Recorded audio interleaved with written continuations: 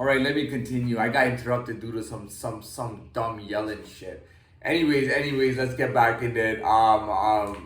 So yeah, so I kind of have to rewind a bit to get myself going again. So yeah, we were talking about accepting losses and things like that, and I didn't really. And the thing is with my body language, I wasn't accepting it, even though I was trying to say that yeah, I lost, but I would never really accept it because I knew what the truth was. You know what I mean? You really know what the truth is when you're you. It's like everybody getting me wrong and I get blamed for it. I get blamed for everybody else's mistake. Like all these people are getting it, or let's not all. Some people are getting it wrong and committing to it, and they're the ones that are wrong, and I get treated bad for it. For example, you know what I mean. But anyways, going on, I wanted to go about experiences. As a child, I was.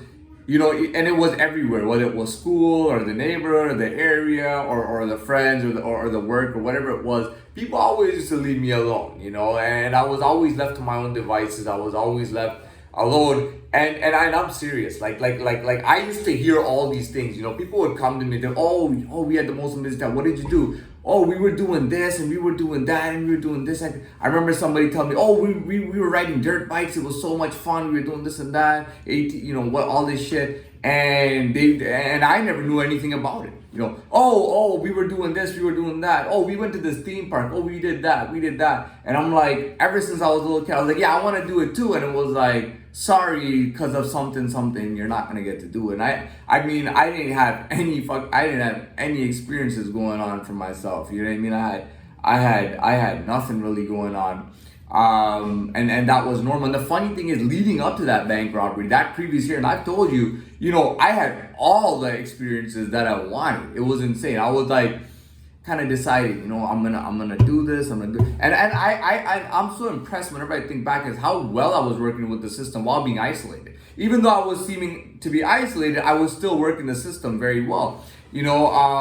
I remember that year in 2014. I mean, that was a year I had the most experiences. I got a job right in downtown. I got a membership to this gigantic arcade place. They had batting ranges even, that I loved. So I got to do batting ranges. I got to play they had like 100 arcade games, playing all these arcades and racing and bikes and shooting and all that stuff. And it was a lot of fun.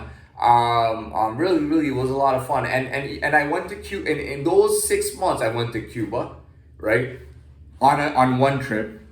A couple months later, I go to Dominican on another trip. A month and 2 months after that, I go to Colombia for a month and a half. Do everything. I even played slot machines. I did like everything there. When I went to Dominican, I did ATVs. I did horse riding. I went clubbing. I had fun on the resort. I met some people on the resort who were also from other places and what do you call it?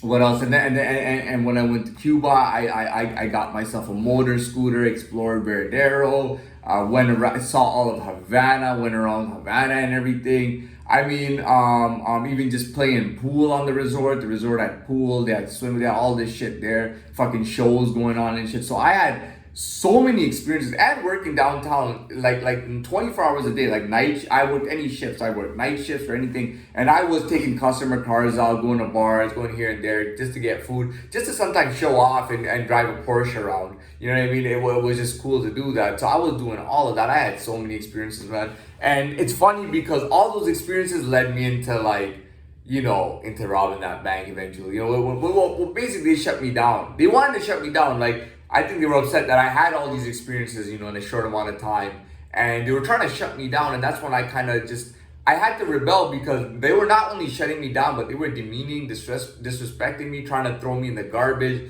treating me like shit. And I was like, the only thing I can do right now, motherfucker, is to rob a bank, save my persona, self, and ego, my life. I'm going to rob a bank, save my respect, save what I mean to myself, And it was a neighborhood bank too, man, where I grew up. So nobody can claim that, oh, I grew up with them. And then, no. Did you grow up with me, dude?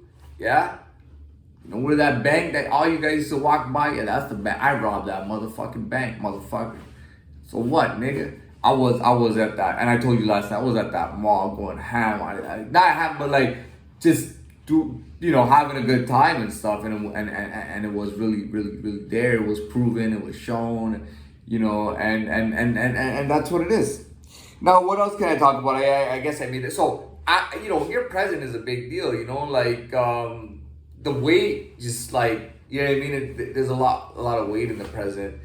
And it really kind of helps you find out who you are, how you feel, what you associate with, what you feel about different things, your perspectives, and everything in the moment and the time. And I think that's a big deal. Is there anything else that I want to say? It was supposed to be the difference between past and present and the weight. Again, like I told you, like my present, even if you want to put it from 2014 to these 7 years, because 2014 was a time of being free, like prior to that time when I was free. And, having all those experiences kind of just, was like, it was a big fuck you to everybody. Everybody that left me alone, everybody that didn't do anything for me. The only sympathy I would have for like maybe one person to give them exception is the fact that they themselves lived such a shitty life.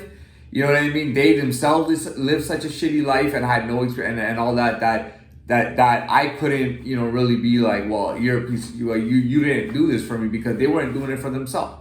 And that was only one person, and they're gone now. They're not even alive. You know what I mean? But all those other people is a big fuck you, because all you motherfuckers that ditched my ass, that went and did your own thing and had all those experiences, I made it up right in 2014, and they know it and they feel it and they know it. Like in those 6 months, man, I made all that shit up, man. All the experiences that I was having experience every fucking day, man, and crazy shit all the time without everybody, man. And I don't, and that's a big fuck you to all those people. Before starting Dead Time, then getting into Dead Time, getting out of Dead Time right now, and getting into my life, man. Again, the present, where the real weight is at, where it really matters. What it's really about. Again, my present. So that's it. That video will speak volumes. Watch it for the subscribers, man, and for the new people, both of them. All right, we'll end this right here.